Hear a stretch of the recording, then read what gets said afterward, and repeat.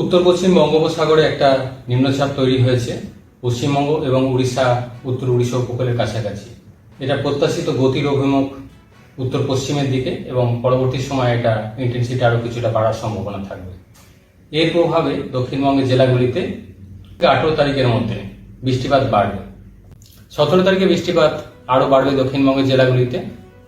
বেশি থাকবে উপকূলের কাছাকাছি এবং পার্শ্ববর্তী পশ্চিমের কিছু জেলায়, বিশেষ করে বাঁকুড়া, পশ্চিম মেদিনীপুর, ঝাড়গ্রাম এই জেলাগুলো দু এক জায়গায় অতি ভারী থেকে অত্যন্ত ভারী বৃষ্টিপাতের সম্ভাবনা রয়েছে। অত্যন্ত ভারী বৃষ্টিপাত অর্থাৎ 20 সেন্টিমিটারের অধিক একদিনে।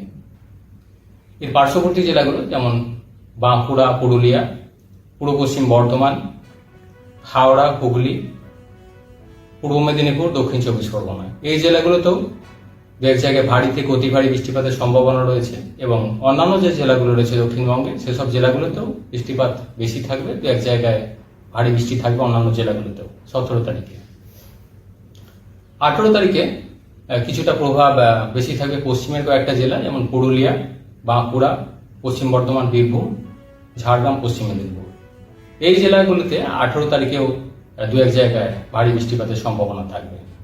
অর্থাৎ 18 তারিখের মধ্যে দক্ষিণবঙ্গের জেলাগুলিতে বৃষ্টিপাত বেশি থাকবে। তার মধ্যে প্রভাব সব থেকে বেশি থাকবে 17 তারিখ নাগাদ।